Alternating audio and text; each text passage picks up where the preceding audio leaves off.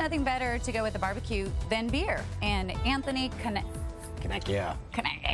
from SanTan Brewing Company is here to do some pairings with us. You know, it is true. When at night when I just want to wind down, I have a nice glass of wine. But when my dad makes barbecue, there is nothing better than just grabbing a beer out of the cooler. Absolutely not. It's especially handcrafted barbecue like that. Goes handcrafted beer. Local made beer is going to go the best with it. It's the freshest. And you make handcrafted beer, don't you? I do, with my own 2 hands. Very good.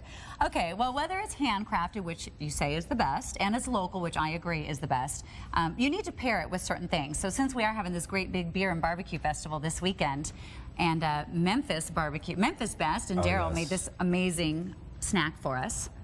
What would you pair with that? That's a Memphis dry rub there. My favorite thing to go with that style of barbecue is something a little sweeter. Our Epicenter American Amber Ale has a toasted, caramely, nutty flavor to it. It goes really well with those brown sugars and laced flavors in there with a Memphis, that dry rub, and they get that slow and low, that nice smokiness into them.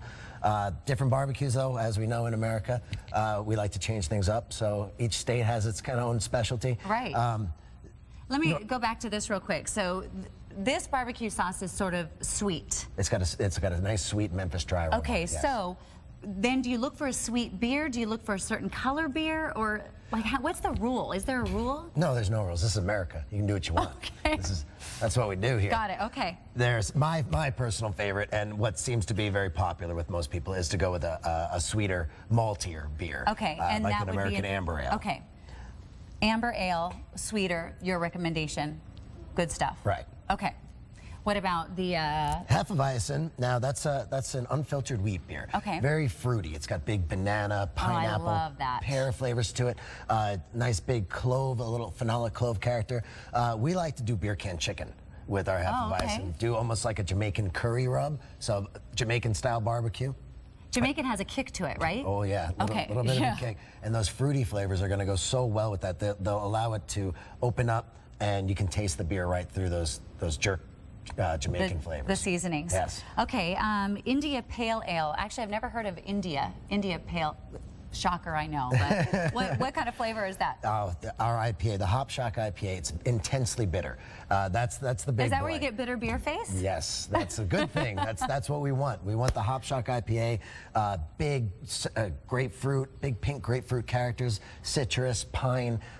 It's so intensely bitter. You want to go with something real spicy. Okay. You want something that's gonna allow those hops to cut right through the spice and allow you to taste the beer through that. It sort of brightens the whole thing up. All those intense. I don't want to put you on the spot, but do you know of any type of barbecue that really is known for being spicy? I mean, obviously Memphis is not known for being spicy. Carolina barbecue can be with that big vinegar tang.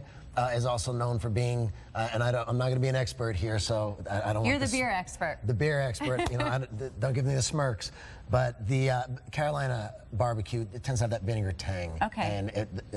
And people will make it very spicy, and it can really brighten it up. You can make a Texas, those big sloppy mop sauces that come from Texas, big wet ribs all over the place. Is anyone else getting hungry? Oh my goodness. Those go so amazing with.